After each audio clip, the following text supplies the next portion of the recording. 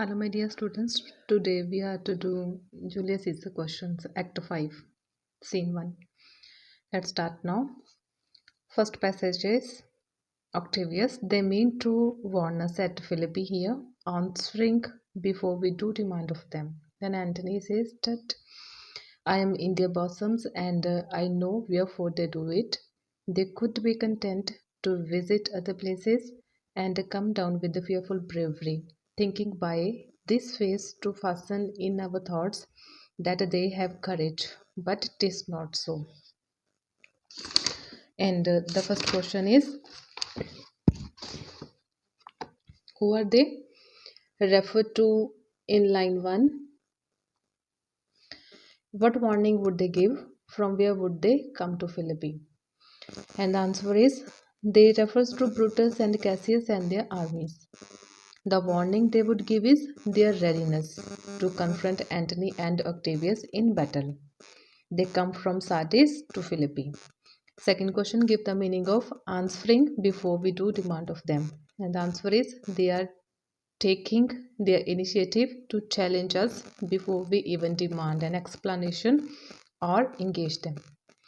Then B part of the same question is I'm in their bosoms means I know their true intentions and thoughts intimately. Third question is whose military strategy has dictated that the battle should take place at Philippi? What had Brutus argued regarding this strategy? Answer is Brutus dictated the strategy that the battle should take place at Philippi. He argued that it would be better to confront the enemy there rather than waiting for them to grow stronger and join forces with more rallies. Fourth question is what did Octavius hope that the enemy would do? What according to him is the intention of the enemy? Octavius hoped that the enemy would advance toward them. According to him, the intention of the enemy is to show false courage and unity, trying to appear brave and formidable. Last question of the passage. What according to Antony is the planning of the enemy? Why does Antony feel so confident that he knows what the enemy intends to show? Answer is according to Antony, the enemy's plan is to appear courageous and unified, hoping to intimidate them. Antony feels confident that he knows that what the enemy intends to show because he believes that he understands their true motives and can see through facade. Now the second passage is Cassius says, Now Brutus, thank yourself. This tongue had not offended so today if Cassius might have ruled. Octavius says, Come, the cause. If arguing make us sweat, the proof of it will turn to red drops. Look, I draw a sword against conspirators. When think you that the sword goes up again? Never till Caesar's 33 wounds be well avenged, or till another Caesar have added slaughter to the sword of traitors. Question answers now. First question, whose is the tongue of which Cassius speaks? Give the substance of what the tongue had said, which so offended Cassius. Answer, the tongue refers to Antony's tongue. Antony had insulted Cassius and Brutus, accusing them of treachery and hypocrisy for killing Caesar. He called them out for their betrayal and questioned their honor. He further accuses Casca like a dog had not the courage to attack him from the front, struck him on the neck from behind. Second question is give a brief explanation of the earlier episode that Cassius is referring to when he reminds Brutus that he has only himself to thank for the present situation. And the answer is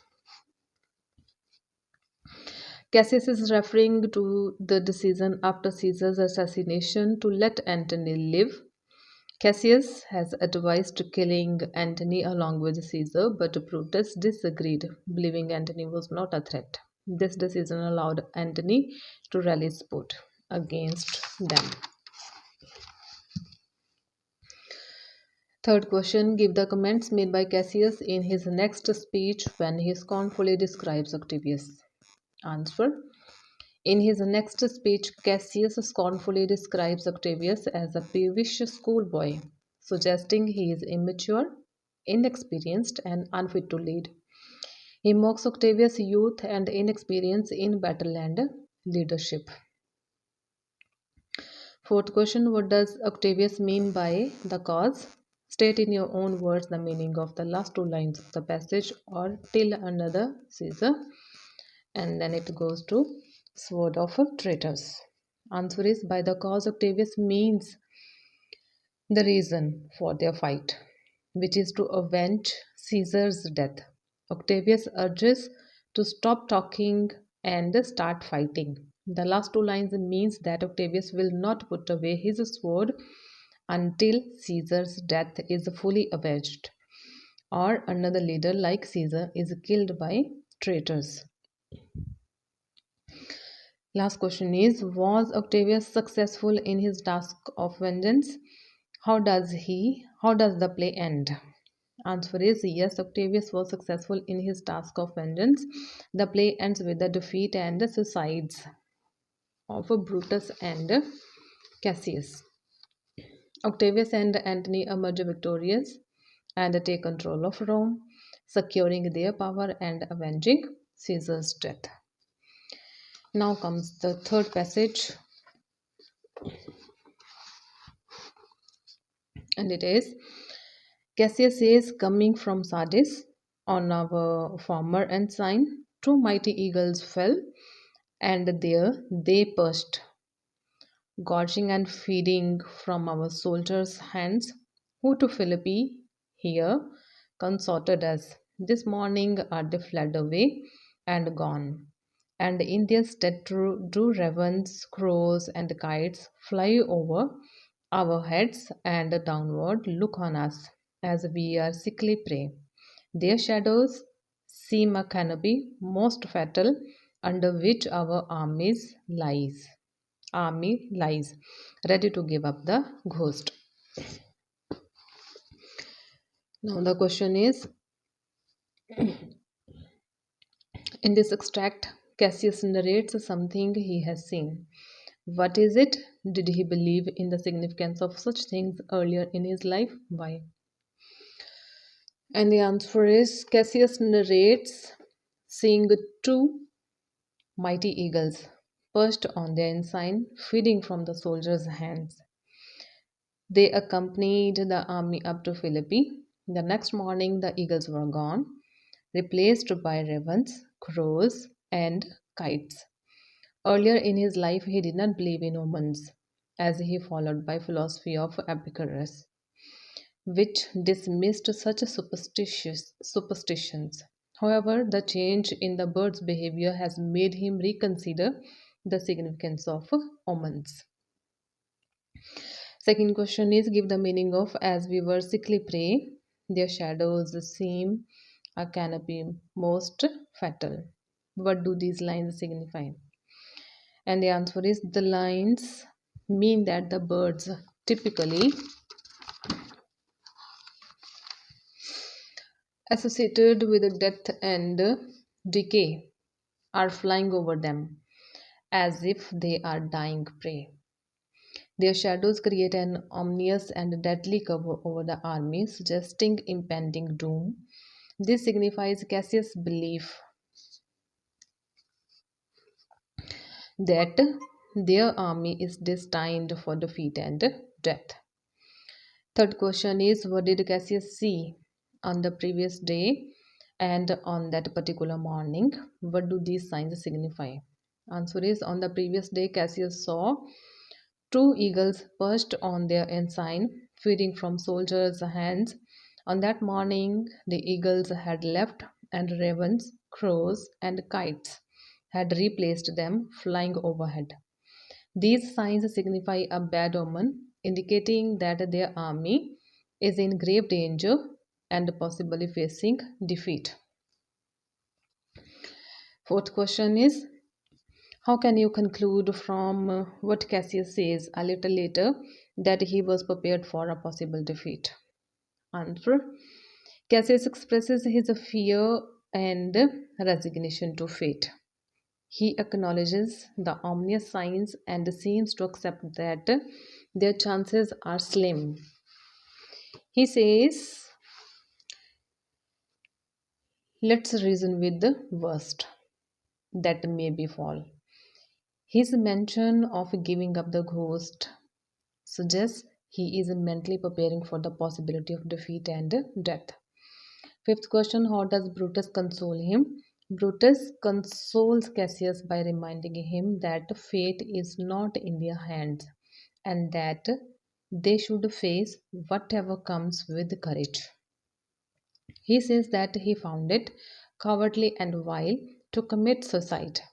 Instead, he wishes to arm himself with patience and wait for the fate ordained by some divine powers that govern their destinies below on earth. Okay, with this, it is over.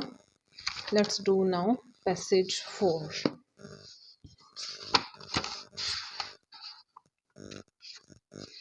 And this is the last passage. Okay, Cassius, then if we lose this battle, you are contented to be led in triumph through the streets of Rome? Brutus: no, Cassius, no, think not. The noble Roman that ever Brutus will go bound to Rome. Bound means in chains. He bears too great a mind, but this same day must end that work the ides of March begun. And whether we shall meet again, I know not. Therefore, our everlasting farewell take. And the first question is, what has Brutus just said, which makes Cassius say the words given in the extract, which Roman practice is referred to in Cassius' speech? Answer is, Brutus has just expressed his readiness to face the consequences of their actions and hinted at a possibility of their defeat. Cassius refers to the Roman practice of parading captured enemies through the streets of Rome as a part of a triumphal procession. Second question: state briefly to what extent Brutus fears a great mind. Answer is, Brutus bears a great mind in the sense that he values his honor and principles above his life. He refuses to be paraded as a captive and showing his determination to uphold his dignity even in the face of defeat. Third question: what was begun on the Ides of March? How will the words of Brutus be prophetic? Answer: the assassination of Julius Caesar was begun on Ides of March. Brutus' words are prophetic. Brutus says, whether we shall meet again, I know not. Because the conflict that started Caesar's murder will culminate in their final battle, determining the ultimate outcome and possibly their deaths. Fourth question: do Cassius and Brutus meet again? Why?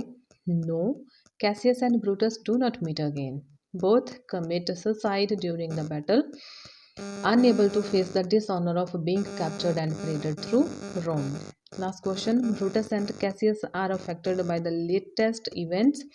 This makes them act in a different way than their normal behavior. Give one incident to illustrate this. Answer: Cassius, who previously dismissed omens and superstitions, starts believing in them after seeing the eagles replaced by ravens, crows, and kites. This shift in belief shows how the stress and anticipation of the battle have altered his usual rational mindset. Okay, with this, Act 5, Scene 1 is over. Thank you for watching.